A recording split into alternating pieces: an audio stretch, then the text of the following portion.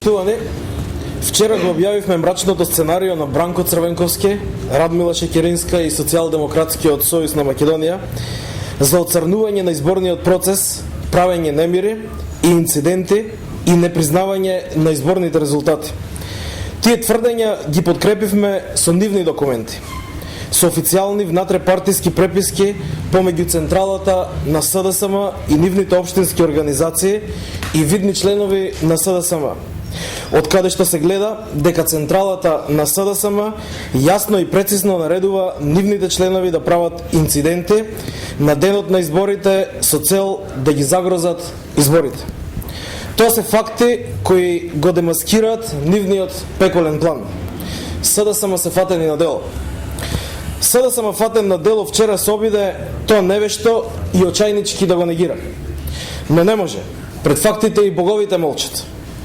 Нивните документи се нивни документи и сега тие документи и наредби се познати на јавноста. И јавноста може да ги прочита. СДСМ не може да ги скрие нивните документи од јавноста. Невештата и панична реакција на Андреј Петров на пресконференцијата уште повеќе ги потврди нашите тврдења.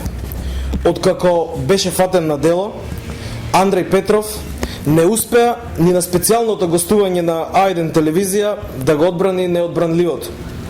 Андреј Петров не може да ја зацкрие вистината, па и 10 пати да гостува на А1 телевизија и панично да не обвинува за некакви лаги и фалсификати. Еве кој лаже. Господине Петров, денес презентираме нови документи и нови податоци кои не ги доставија ваши незадоволни членови. Ќе одам и подалеку, тоа е доставено од еден председател на Општински комитет на Социјалдемократскиот сојуз, нормално загрижен за судбината на својата татковина. Ќе одам уште понатоа, тоа е доставено од кандидат за пратеник на Социјалдемократскиот сојуз.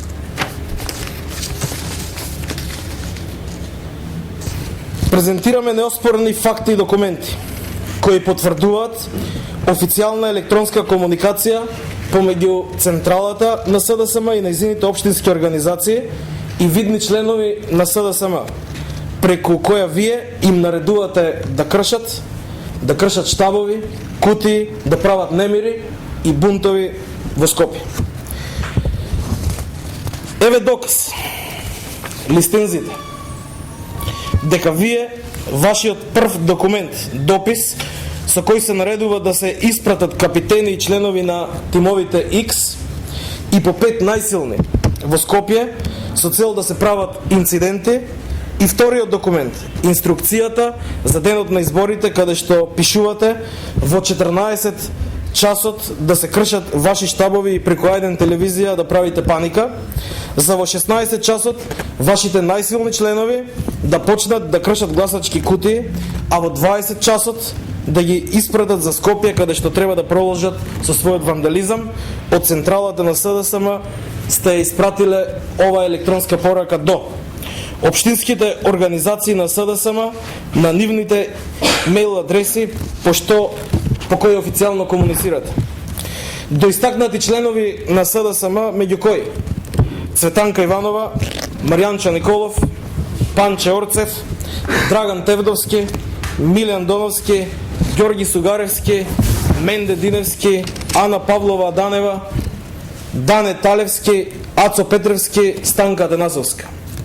Дури сте се дрзнале и на официјалниот мејл на општина Карпиш, на мејлот на градоначалникот, да праќате партиски инструкции за правење инциденти, зашто потврдува ова интернет електронска комуникација, преписка, директива, која вие ја праќате до Стефче Акимовски на неговиот службен мејл. Срамота е. Кај што сте фатени на дело, дека правите план за мрачно сценарио, спремате немири, инциденти, кршења, таму и безобразно лажете. Ве фативме на дело дека спремате недемократски бунтови само за да го зацкриете својот пораз, кој е неизбежен, готово е веќе.